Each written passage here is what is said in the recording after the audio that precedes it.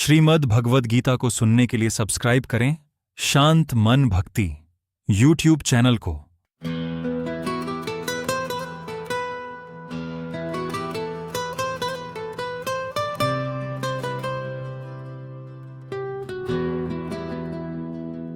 जीव सभी प्रकार से कम बद्ध जीवन में तो नियंत्रित है ही। अतएव भगवद गीता की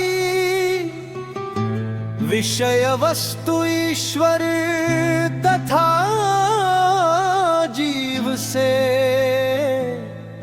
संबंधित है। इसमें प्रकृति काल समझ ब्रह्मांड की कालावधि या प्रकृति का प्राकट्य है तथा कर्म की भी व्याख्या है। ये दृश्य जगत विभिन्न कार्यकलापों से ओतप्रोत है। सारे जीव भिन्न भिन्न कार्यों में लगे हुए हैं।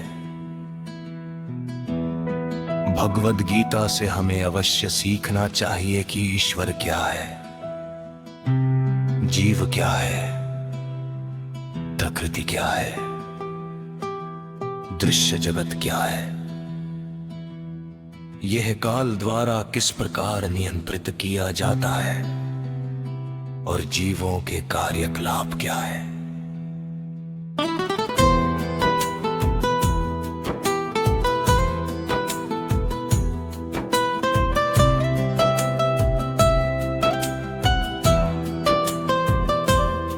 भगवद गीता के इन 5 मूलभूत विषयों में से इसकी स्थापना की गई है कि भगवान अथवा कृष्ण अथवा ब्रह्म या परमात्मा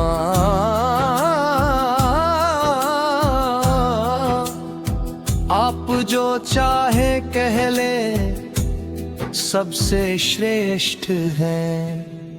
जीव गुण में परम नियंता के ही समान है। उदाहरणार्थ जैसा कि भगवद गीता के विभिन्न अध्यायों में बताया जाएगा, भगवान भौतिक प्रकृति के समस्त कार्यों के ऊपर नियंत्रण रखते हैं। भौतिक प्रकृति स्वतंत्र नहीं है, वह परमेश्वर की अध्यक्षता में कार्य करती है। जैसा कि भगवान कृष्ण कहते हैं, मयाध्यक्षेन प्रकृति सूयते सचराचरम। भौतिक प्रकृति मेरी अध्यक्षता में कार्य करती है। जब हम दृश्य जगत में विचित्र विचित्र बातें घटते देखते हैं तो हमें ये जानना चाहिए कि इस जगत के पीछे नियंता का हाथ है। बिना नियंत्रण के कुछ भी हो पाना संभव नहीं। नियंता को ना मानना बचपना होगा। उदाहरणार्थ एक बालक सोच सकता है कि स्वतोचालित यान विचित्र होता है, क्योंकि यह बिना घोड़े के या खींचने वाले पशु से चलता है।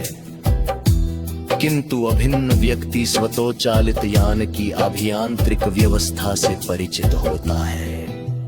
वह सदैव जानता है कि इस यंत्र के पीछे एक व्यक्ति एक चालक होता है। इसी प्रकार परमेश्वर वह चालक है जिसके निर्देशन में सब कुछ चल रहा है। भगवान ने जीवों को अपने अंश रूप में स्वीकार किया है। जैसा कि हम अगले अध्यायों में देखेंगे, सोने का एक कण भी सोना है। समुद्र के जल की बूंद भी खारी होती है। इसी प्रकार हम जीव भी परम नियंता ईश्वर या भगवान श्री कृष्ण के अंश होने के कारण सूक्ष्म मात्रा है परमेश्वर के सभी गुणों से युक्त होते हैं, क्योंकि हम सूक्ष्म ईश्वर या अधीनस्थ ईश्वर है। हम प्रकृति पर नियंत्रण करने का प्रयास कर रहे हैं और इस समय हम अंतरिक्ष या ग्रहों को वश में करना चाहते हैं और हम में नियंत्रण रखने की यह प्रवृत्ति इसलिए है क्योंकि यह कृष्ण में भी है। यद्यपि हम में प्रकृति पर प्रभुत्व जमाने की प्रवृत्ति होती है, लेकिन हमें ये जानना चाहिए कि हम परम नियंता नहीं है।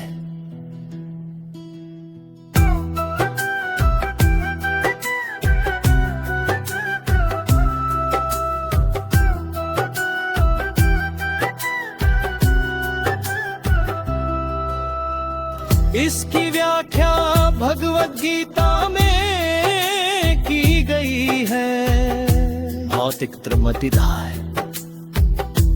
गीता में इसकी भी व्याख्या अप्रापत्ति के रूप में हुई है। जीव को पराप्रकृति कहा गया है। प्रकृति चाहे परा हो या परा, सदैव नियंत्रण में रहती है।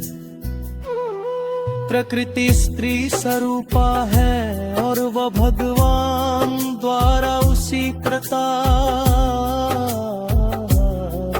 नियंत्रित होती है, जिस प्रकार पत्नी अपने पति द्वारा प्रकृति स्वर अधीन रहती है, उस पर भगवान का प्रभुत्व रहता है, क्योंकि भगवान ही अध्यक्ष है।